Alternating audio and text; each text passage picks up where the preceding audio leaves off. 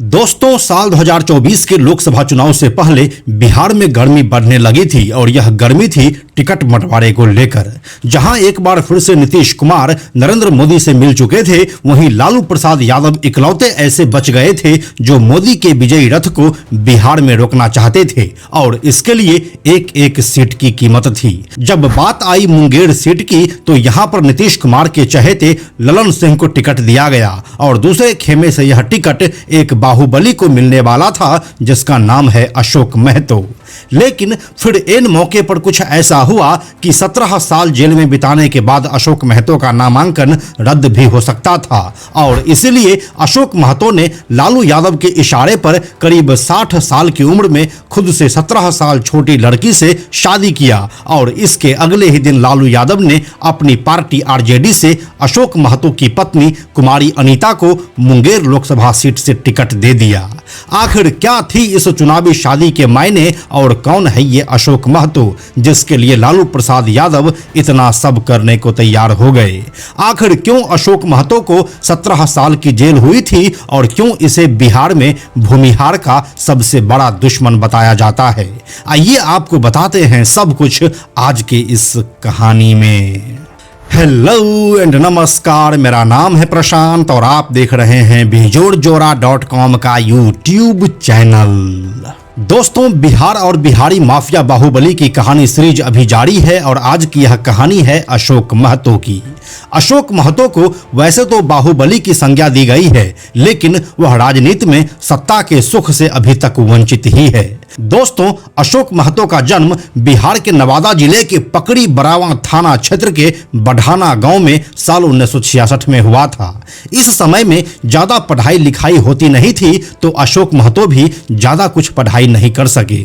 यह बिहार का वो दौर था जब यहाँ पर जाति पाति का भेदभाव अपने चरम पर हुआ करता था। फिर समय बीता और अब 90 का दशक आ चुका था। दोस्तों, 90 का दशक बिहार के माथे पर लगा वो दाग है जिसे शायद कभी नहीं धोया जा सकता है। इस दौर में बिहार में हर जाति के अपने अपने सेना थे और हर सेना का अपना एक कमांडर। उन कमांडर से उसकी जाति के लोग किसी और चीज की नहीं बल्कि सिर्फ सुरक्षा की उम्मीद रखते थे और इस सुरक्षा के लिए हिंसा जरूरी हो गया था, जो आए दिन इस दौर के बिहार में देखने को मिलता था।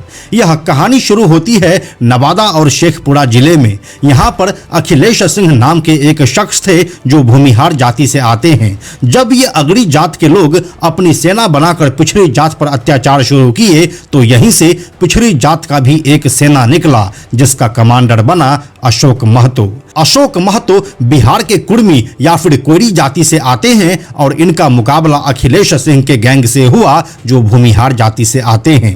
इन दोनों की लड़ाई में इलाके में कई नरसंहार हुए और करीब 200 लोगों को अपने प्राणों की आहुति देनी पड़ी और फिर देखते ही देखते इन दोनों की छवि इलाके में बाहुबली की हो गई।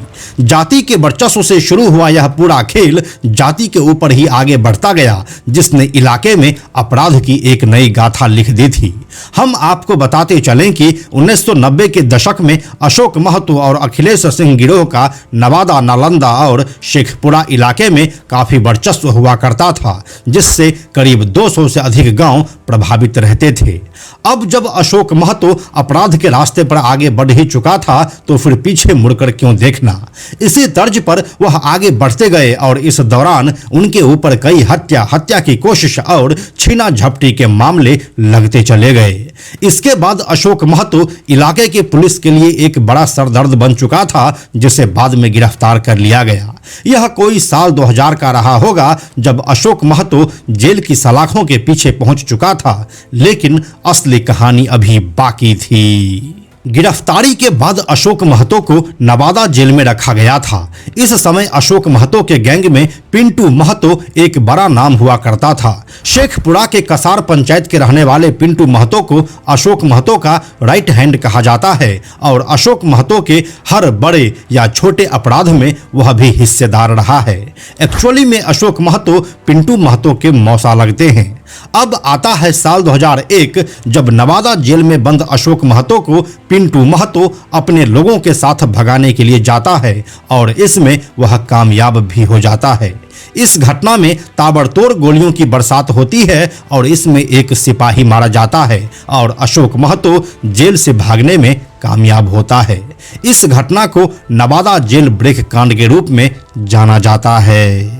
इस घटना के बाद अशोक महतो और उसका गैंग अब भागना शुरू कर दिया, लेकिन इस दौरान भी जातीय हिंसा थमने का नाम नहीं ले रही थी।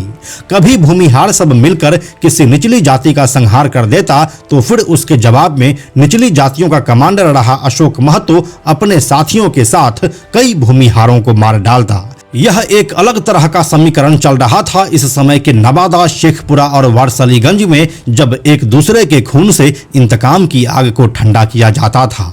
फिर साल 2005 में राजू सिंह नाम के एक बड़े राजनेता का मर्डर हो जाता है। राजू सिंह भूमिहार जाति से आते थे और काफी लंबे समय तक शेखपुरा से विधायक रहने के बाद वह साल 1998 में बेगूसराय से सांसद बने थे, लेकिन 9 सितंबर 2005 को उन्हें शेखपुरा में ही गोलियों से भून दिया गया और इसका भी सीधा इल्जाम लगा अशोक महतो के ऊपर, जिसे बाद में इंतकाम का नाम दिया गया। ऐसा कहा गया कि साल 2001 में शेखपुरा के आरजेडी प्रेसिडेंट काशी यादव समेत कुल 9 ओबीसी को भूमिहारों ने मारा था, जिसका बदला राजू सिंह को मारकर लिया गया। अब अशोक महतो एक बार फिर से नवादा और शेखपुरा में अपराध का नया अध्याय लिखने लगा था, इसलिए अब पुलिस के लिए उसका अरेस्ट करना बेहद जरूरी हो गया था।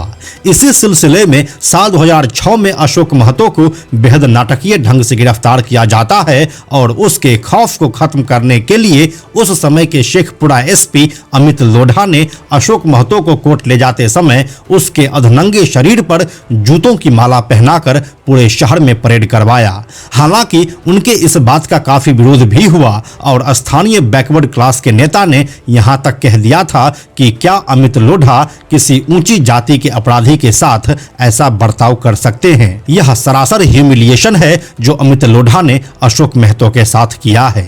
अब अशोक महतो को जेल तो हो जाती है, लेकिन कोई भी मुकदमा उनके ऊपर साबित नहीं हो पाता है।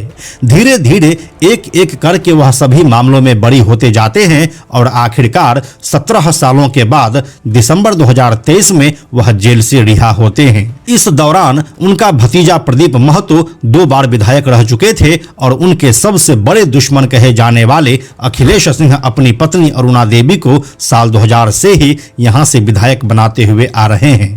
ये लड़ाई जिस विधानसभा सीट के लिए होती है उसका नाम है वारसलीगंज, जो नवादा जिले में पड़ता है। यहां से साल 2000 में अरुणा देवी निर्दलीय जीती थी और फिर साल 2005 में वह लोक जनशक्ति पार्टी के टिकट पर जीतती है। इसके बाद बिहार में राष्ट्रपति शासन लग जाता है और फिर साल 2005 में ही एक बार और चुनाव होता है, जिसमें अशोक महतो के भतीजे प्रदीप महतो निर्दलीय जीतते हैं और फिर साल 2010 में उसे नीतीश कुमार अपनी पार्टी से टिकट दे देते हैं, जिसमें उसे लगातार दूसरी बार जीत मिलती है। अब साल 2015 और 2020 के विधानसभा चुनाव में यहां से अखिलेश सिंह की पत्नी अरुणा देवी बीजेपी के टिकट पर जीती है। अशोक महतो जेल से निकलने के बाद एक्टिव पॉलिटिक्स में एंट्री किए, लेकिन जब उनके खुद चुनाव लड़ने पर संशय हुआ तो वह करीब 60 साल की उम्र में अपने से 17 साल छोटी लखीसराय की रहने वाली कुमारी अनीता से आनन फानन में शादी किए और फिर लालू यादव ने कुमारी अनीता को मुंगेर लोकसभा सीट से अपना प्रत्याशी बनाया, जिसे जेडीयू के लल्लन सिंह से 80,870 वोटों से हार का सामना करना पड़ा। दोस्तों, ऐसा कहा जाता है कि नेटफ्लिक्स की वेब सीरीज खाकी द बिहार चैप्टर इसी अशोक महतो के ऊपर बेस्ड है, जबकि सच्चाई यह है कि वेब सीरीज के मुख्य किरदार चंदन महतो को अशोक महतो और पिंटू महतो का कॉकटेल बनाया गया है।